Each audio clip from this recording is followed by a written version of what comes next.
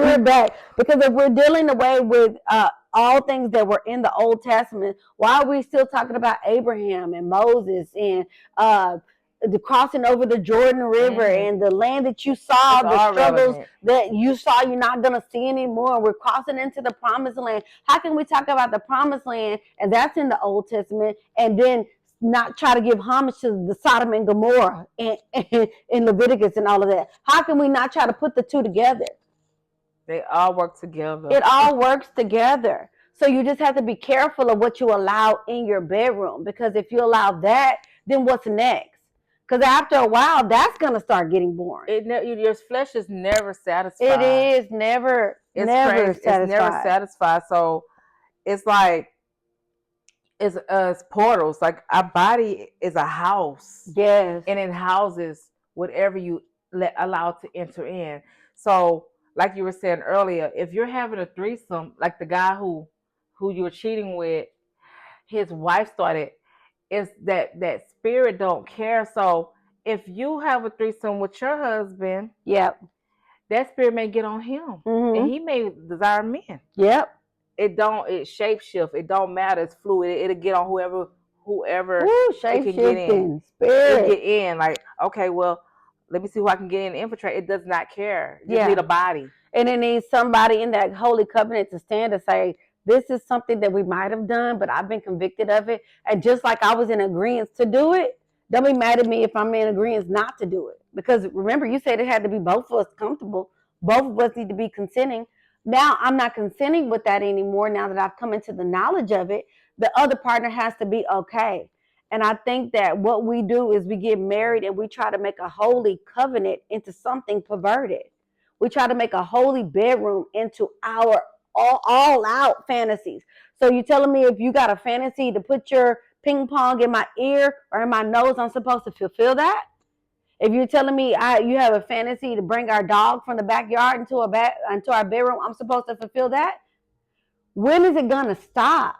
There has to be someone that says, wait a minute. Right. I know that we're married, but there's some things that we can bring into our household that can bring a curse and bring displeasure in our house to God, a holy God, because he made sex, and I think he clearly defined it to be fruitful and multiplying. We're not fruitful and multiplying, and you're putting it in every other area, and I don't know how he got there, but this is going to go on there too. You know what I'm saying? So be careful of bringing those different toys. I've seen a woman of God, a prominent woman of God, and she was just blankly talking about her husband tried this toy, and they're doing the bullet, and they're doing this, and then in the next minute she's talking in tongues. I'm like, where is the standard? And if that is something that you are doing it, why are you so open in the front with it for a new convert that does not know God to follow you, and you might be leading them down the wrong way? If you don't have anything that's biblically based on it, that's why I'm saying let the Lord bring conviction to you and your household. But what I am saying from a lesbian standpoint is that oral sex ain't good. If you've dealt with the root of perversion, that's sexual addictions, that's oral fetishes. Those are any type of fetish that you might have had that dealt with something with sexually. You have to be a little bit more limited in the things that you do. You have to, because again, our bodies are to glorify God. So yeah, we're doing what we want to do, but the original intent was the soul to become in our body, and we go to earth and glorify our Heavenly Father, our Creator. Yes. So if he wanted to create something else or distort it, he would have did it. He would have told us. As far as the toys go, them toys ain't that's gonna have to be another segment, but those toys ain't nothing nice. Like that's gonna have to be another. I don't know why I'm pulling, but that rose toy, like, I've experienced the rose toy. Mm-hmm. This was after my marriage when I was committing adultery. Okay. And that rose toy, it's like my heart was about to stop, like, and it felt like my genitalia was extremely because it does a lot of pulling and all this other different things. It just made it so sore. Mm-hmm. Like it's a machine, so it's almost like they say about exchanging the natural affection for the unnatural. Right, because now this machine is down there and it's like it's distorting you because now you have your partner have to try to compete with with a machine and a toy. And it's not even something you should have been engaged with. And machines and toys are predominantly used in homosexual and lesbian lifestyles. So whether you believe it or know it or not, when you start bringing those different things into your bed, it's like you're opening up this different portal and this different world of what else can she try? And what else are you going to do? And what else? Now, am I saying have a boring bedroom? No, I'm just saying reel that thing in.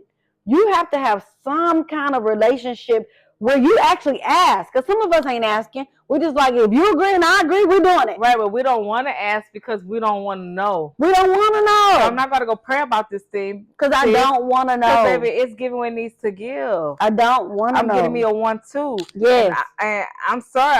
I mean, God know my heart. Yes. He agreed. I agree. Stay out of my bedroom. It ain't your business. But we're talking up and we're speaking about it because we dealt with those toys, the straps, the roses, the bullets, the vibrators, all of that is in lesbian and homosexual bedrooms.